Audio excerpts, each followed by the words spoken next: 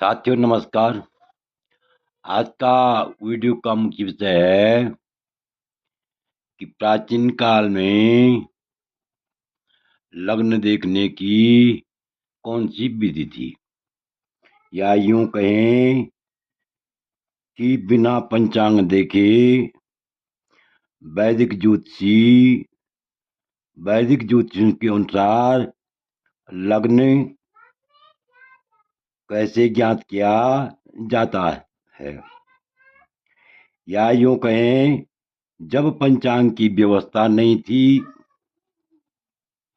पंचांग का अभाव था, तो ऐसी स्थिति में प्राचीन ज्योतिषी लग्न मालूम कैसे करते थे, या आप यूं भी कह सकते हैं कौन सा लग्न, कौन से लग्न में कितनी घटी और कितने पल होते हैं। ध्यान से देखिए,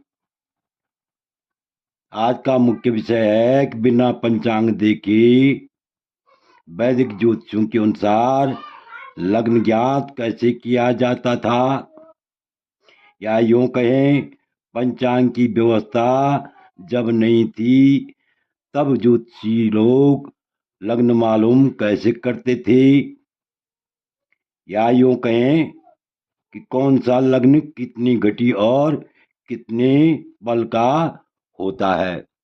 इसी विषय पर हम आज क्या करेंगे, विस्तार पूर्वक चर्चा करेंगे। तो देखिए, यहाँ पर जो है हमारे पास जो है एक श्लोक है। मीने मेखी 214 कृति भू नेत्री वृक कुंभे 247 मुनि वेद भुजा मकरे मिथुने 301 सची बन्नी करके धनु धनुषी सराकृतरामा 345 वृश्चिक सिंगे 351 रूप सराग्नि कन्या तुले 342 भुजवेद गुणा। तो ये जो है इसका एक श्लोक और भी मिलता है कि मीने मेखी त्रयो घटिका चत्वारो वृक कुम्भयो मकरे मीने मिथुने पंच अन्य लग्न खटे खटे। अर्थात मीने मीन और मेघ की कितनी घड़ियां होती है, कितनी घटी और कितने पल होते हैं। यहाँ पर देखिए, यहाँ पर लिखा हुआ है 214 पल। इनका अगर हम जो है 60 से भाग देंगे, क्योंकि एक घटी जो है 60 पल की होती है, तो 6 कम 6 6 दूनी 12 6 तिया 18, तो 6 तिया 18 और शेष रहा कितना 34। 214 में 34 शेष रहा, इसलिए 3 घड़ी 34 पल मीन मेघ लग्न की हुई और 3 घड़ी 34 पल मीन लग्न के होते हैं। इसी प्रकार जो है चत्वारो वृक कुंभयो, यानी 4 घड़ी और 7 पल। यहाँ पर देखिए 247 लिखा हुआ है, तो 6 चकु 24 शेष रहा 6 60 60 चकु 240 और शेष रहा 7। तो यहाँ पर जो है 4 घड़ी 7 पल किसके हुए, यानी वृक कुंभे, वृक और कुंभ लग्न की, वृक और कुंभ लग्न की 4 घड़ी और 7 पल होते हैं। और मकरे मीने मिथुने पंच, मकर और मीन की 5 घड़ी और 5 घड़ी और 45 पल होते हैं।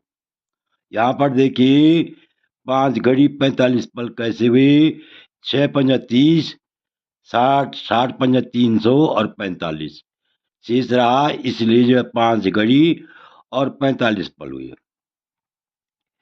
किसके? मिथुन लग्न के और मकर लग्न के। और अन्य लग्न खटे खटे। जो ये 6 लग्न बाकी हैं, ये जो है 6 लग्न जो है 6 घड़ी के होते हैं। तो यहाँ पर देखिए अन्य घड़ी घटी यानी 351। तो 351 में कितना हुआ? यानी वृश्चिक और सिंह। सिंह में और यानी कर्क, कर्क और धनु में 345 हुई। 345 अर्थात 345 क्या हुआ? कर्क और धनु में। तो मेघ वृक मिथुन कर्क यानी 5 घड़ी 45 पल। इसमें हुए किसमें? कर्क में। और 5 घड़ी 45 पल किसमें हुए? धनु में हुए। और इसी प्रकार जो है यानी अगला लग्न होगा सिंह का। सिंह में जो है 5 घड़ी और 42 पल। और इधर जो है वृश्चिक में भी जो है 5 घड़ी और 42 पल। 42 पल। और आगे देखिए यानी आगे देखिए कन्या तुली, कन्या और तुला में